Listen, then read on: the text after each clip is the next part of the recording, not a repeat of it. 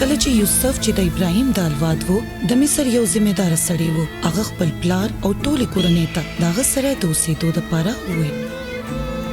هغوی هلته ډېرو کلونو پورې اوسېدل تر دې چې یعقوب، یوسف او د هغې ټول وروڼه خویندې او ټول نسل مړه شول. د عبرانیانو د دویم نسل اولاد غټېدو او زیاتېدو تر هغې پورې چې د مصر ټوله ځمکه یې ډکه کړه. د هغه وخت نوی فرعون یوسف نه پیژندو. هغه د عبرانیانو د شمیرې زیاتېدو نه دومره یریدو چې خپلو خلکو ته یې وویل موږ له د دې د زیاتېدونکي شمیر مخنیوي دپاره د یوې حکمت عملې ضرورت دی. که دوی زموږ خلاف په جنگ کې د دښمنانو سره یوځای شول نو موږ به د دې ځمکې نه وشړي. نو هغه د هغې د سپکولو دپاره هغوی ته سخت کارونه حواله کړل. خو چې څومره به یې د هغې د سپکولو او د ستړي کولو دپاره هغې ته کار حواله کولو هغومره به د هغې شمیر زیاتېدو. مصریان د هغې نه نور هم ویریدل.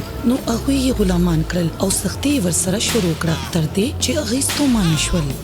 فرعون دایانو ته هم حکم ورکړو کله چې عبراني ښځه ماشوم پیدا کړي نو کو هغه هلک وي نو ووجنئ او کو جینۍ وي نو بیا یې مه وجنئ.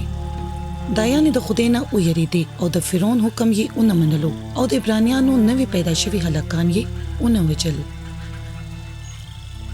کله چې فرعون پوښتنه وکړه چې ولې، هغې جواب ورکړو عبراني ښځې ډېرې تکړه دي، د مصریان په شان نه دي او موږ چې ورسو نو د هغې ماشوم پیدا شوي وي. نو فرعون خپلو خلکو ته دا حکم ورکړو چې هر نوي پیدا شوي عبراني هلک دریای نیل ته وغورځوئ. یوه عبراني ښځه وه، هغې خپل زوی دریای نیل ته ونه غورځو او هغه یې 3 میاشتو دپاره پټ کړو. کله چې هغې نور نشو پټولی هغې ماشوم په ټوکرۍ کې کېښودو او په دریای نیل کې یې ورخوشې کړو. اور یې ورته د لرې نه کتل چې څه به ورسره کېږي. د فرعون لور خپلو نوکرانو سره په دریای نیل کې لامبل. هغې ټوکرۍ ولیده. کله چې یې کولاو کړه نو هغې ته پته ولګېده چې دا ماشوم د عبرانیانو دی، یعنی د خدای د خلکو دی. خور یې د فرعون لور له ورغله او ورته یې وویل ته غواړې چې د دې ماشوم د پالنې دپاره یوه ښځه راولم؟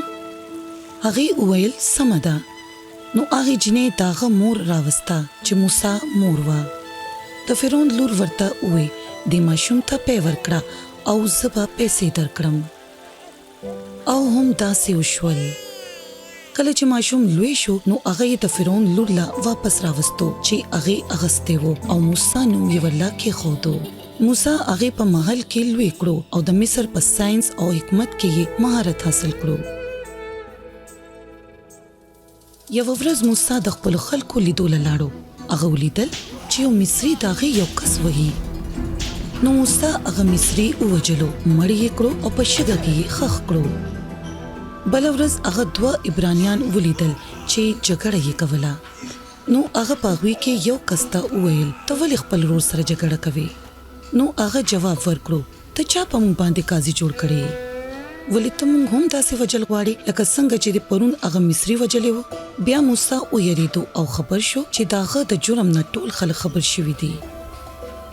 کله چې فرعون دا کیسه واورېده هغه غوښتل چې موسی ووجني، خو هغه صحرا ته یو لرې ښار ته وتښتېدو. هلته هغه یو مدیاني سړي سره ملاو شو. د هغه لور سره یې واده وکړو او د هغه دپاره یې د شپونکي کار کولو.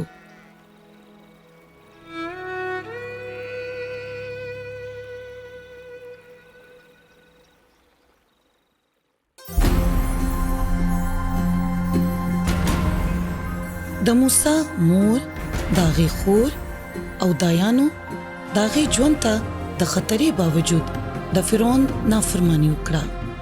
ولې؟ دا څه ثابتوي چې موسی پوهه و چې هغه د عبراني نسل نه دی، باوجود د دې چې هغه د فرعون د زوی په توګه په محل کې لوی شوی و.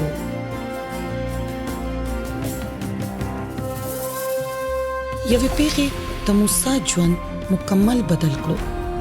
تاسو څه وایئ؟ کومو پیښو ستاسو ژوند بدل کړی دی؟